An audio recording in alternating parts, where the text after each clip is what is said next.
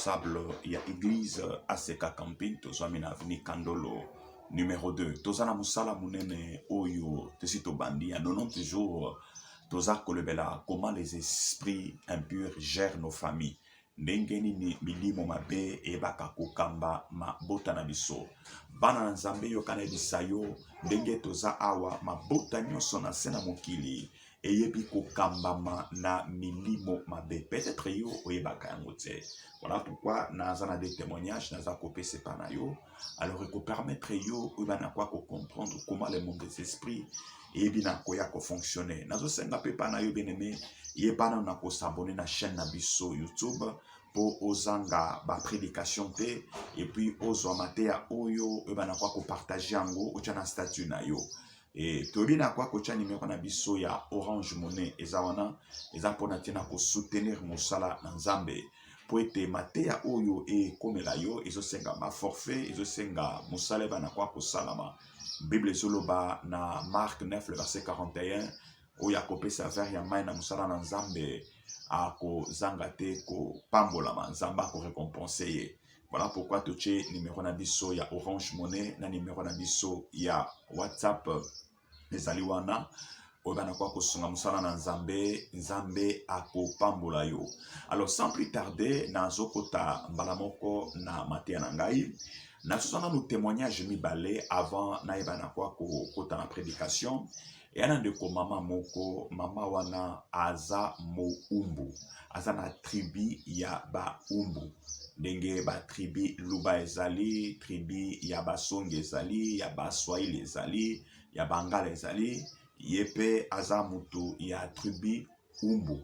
Alors, bien aimé dans les Seigneurs, tant basali koloba moumbu, moumbu tout simplement veut dire esclave. Et koloba tout simplement mutu oyo aza esclave. Quand on parle de l'esclave, esclave aza mutu oyo azali ko dépendre na maître na ye. Esclave aza mutu oyo akoki ko sala eloko na vite. Nyonso azo sala ezali commandité na maître na ye. Aza mutu oba koki ko kangaye ko sala nyonso oyo maître na ye alingi eza lokola mbwaza na pouvoir likona ye moko te bakokange singa bakotambusa ye bakoliesa ndenge balingi. Pourquoi? Parce qu'azali ko dépendre na maître oyo.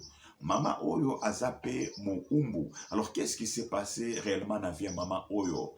Bazalaki na mbali na ye awa na Kinshasa, papa s'est décidé à lui que non et senge na voyager na kena mboka oyo Irlande pour ete na kende. Et après quelques temps yo okoba na kwa kolanda ngana bana. Papa sali ba démarche azui visa aye ko kende. Et ko sala après 3 ans tango papa azui mukanda akomi sikoyo kobunda po ete mama baba na kwa kolanda na bana basali makambo nyonso to tango sikoyo ba yebi mbala moko kena ambassade bapesi kaka bana oyo visa bapimeli mama na bango visa de mama bandi kolela bana bakei basali plus ou moins 12 ans kuna na Irlande. Mama zomatate mama ameki kokende na Kenya esimbite alongwe na Kenya ake lisusu na Ethiopie esimbite azongi ake na Afrique du Sud esimbite jusqu'à ce que mama comme inconsolable papa na bana kuna mais ye azali kaka awa. Mama yebi ko landa mateya o toza kolobela lelo sur les esprits qui gèrent nos familles ndembala moko apusane po ete ayeba koyoka lobela Nzambe Zamba zolo banini par rapport ya vie na ye. Qu'est-ce qui fait que blocage ebana koya kozala? Beneme okana bisayo biso Nzamba donta biso na ba capacité ya kolobela biso pe ya ko na ko orienter ozali bota na Nzambe ndena ko bondela Nzamba zolo bete mama oyo azana tribu Umbu. Tribu ya ba Umbu baza ba esclave elobama eke bango bakoki ko émerger te. Bango bakoki komona esengote. Eza esprit wana oyo wuta na village na bango dezo compliqué makambo na ye ya voyage. Ko pe kozala epa na yo esprit oya bino désolé ko compliqué makambo libala. Ezo compliqué makambo misala au bon Dieu mona que rien ne marche. Alors maman to kotisi na séance à prière après avoir ko kotisi na séance à prière to bobeli pona mama kena mabel esprit wana ba umbu ezolo ba koko na bango alibi bango bazaba esclave boni bolinya mona sengo ye a voyager te ya komona sengo te kino akokufaka bongo. Tout chassa qui esprit wana bien aimé. Après 6 mois, papa reprendre la démarche. Kakana Kinshasa oyo, maman a eu avion, ayebina kwa ko voyager. Ozomona ke bien aimé, ezana milimo, oyebina kwa ko gérer. Oyo ezali ba famille, peut-être yo yebite. Deuxième témoignage nanga eza ndeko moko, ndeko wana awuti na mboka na bango, na Kasai, aye na Kinshasa awa na âge à 15 ans. Ndeko wana tikala jamais kozonga na mboka na bango. Papa abali awa, aboti abana nyonso tu awa. Papa komi na 70 ans. Et kosala ke mwana na ye liboso azomeka vi lokola tangaki ameki viezo simba te mwano ya koti si ba demande partout baza ko rejeter ndeli kanisi lié ala bikena kenata ko simba kisi pour être s'en sortir dans la vie actuelle.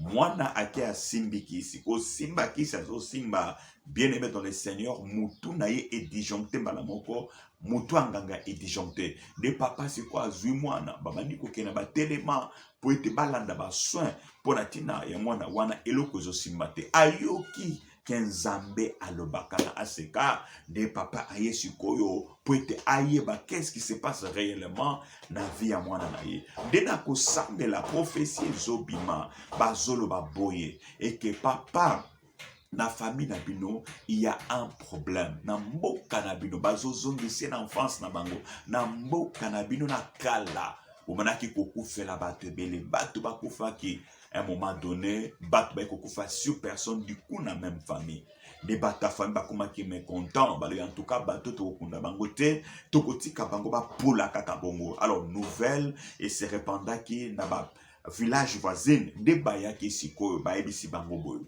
lokola bato bazokufa mingi et puis boyebi te mutu oyo azosala boye bozoza mutu ya mobimba bazali kokonda mutu wana azokoma esprit nde mutu wana akobanda sikoyo kolanda mutu nyonso oyo akoki kokota na kisi na kati ya famille oyo mpe bazwaki bato wana bakundaki bazwi mutu wana bakundi alors mwana na yo tango aki kokota na ndako ya nganga esprit wana etelemi na village na bino nde yembala moko efrappe na nganga efrappe na mwana na yo pourquoi parce que na famille na bino bakotaka ndako ya nganga te donc il y a un esprit qui interdit cela bien aimé dans le Seigneur yokana bisayo famille nyonso ozomona na sa mokili oyo ozala mondele ozala mutu mwindu ozala japonais ozala soki marocain ozala soki nani nayebi te mais ekambamaka na ba esprit esengeli oyeba esprit nini ekambaka famille na bino po otelema obondela nzambe ozwa délivrance na vie na yo sino te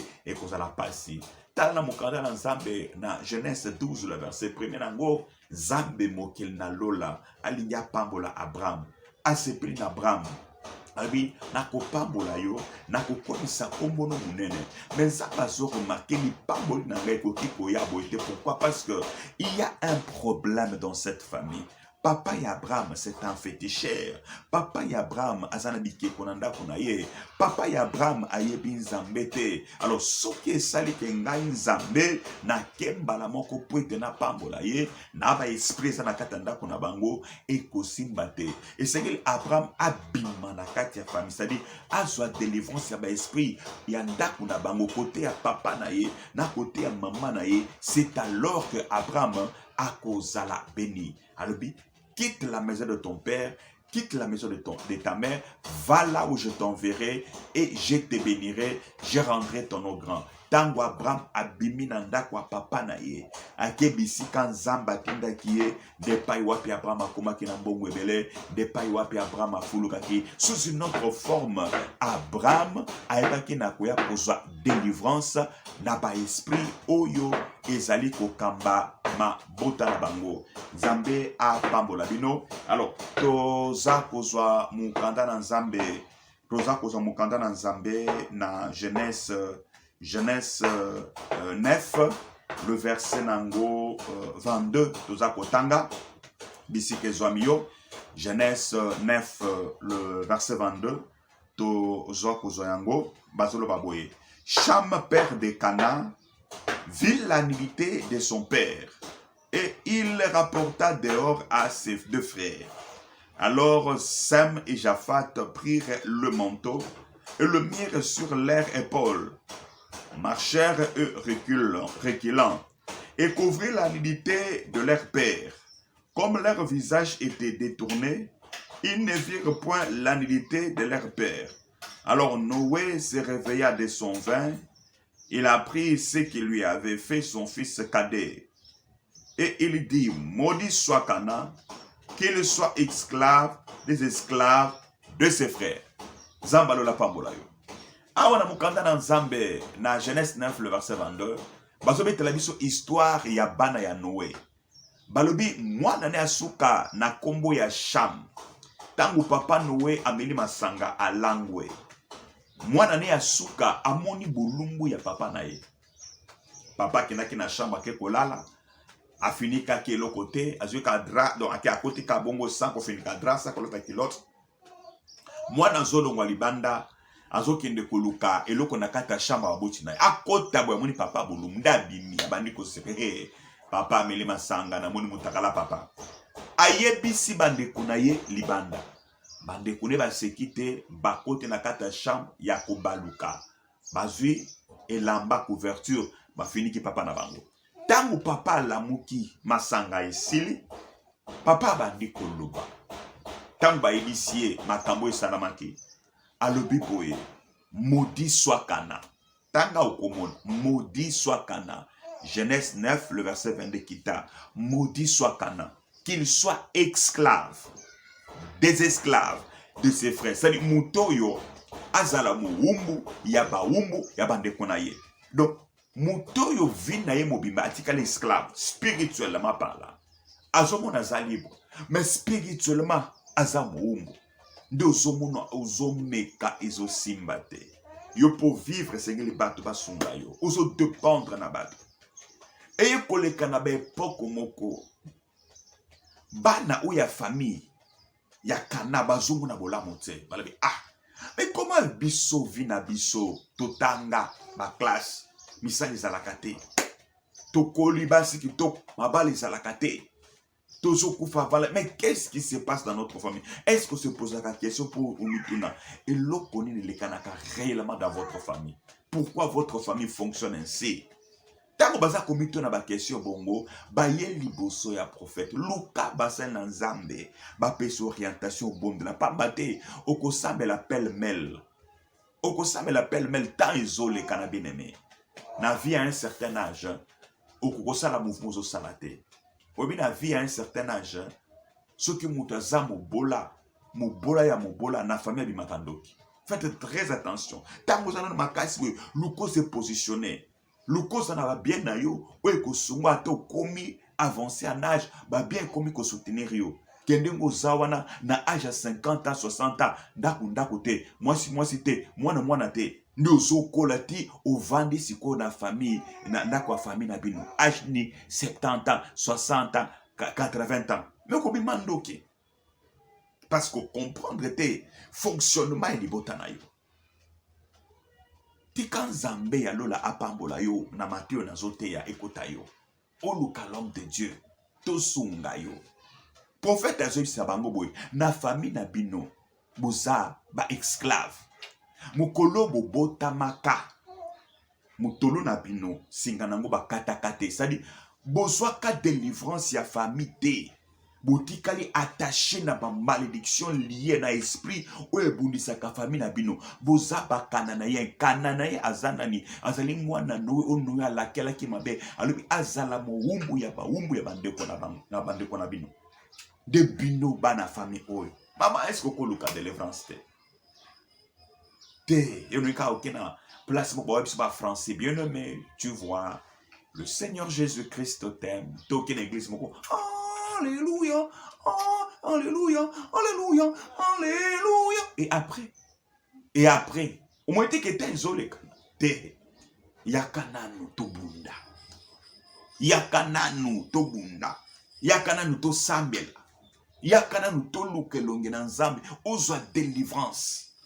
Tika Nzambe apambola yo, tika Nzambe asala yo ngulu, voilà nazo zela yo benga l'homme de Dieu. Nous avons 90 jours à ma prière et dans ceux qui s'aiment 90 jours oyo Nzambe ako pambola yo. Bo pambola manakombo na Yesu, zwa mateya oyo, partage ango, pe s'abonner massivement. Na ozele o s'abonner pour benga ngai. tokobondela mpe nzambe akosunga yo. Pambolama na kombo na Yesu. Amen.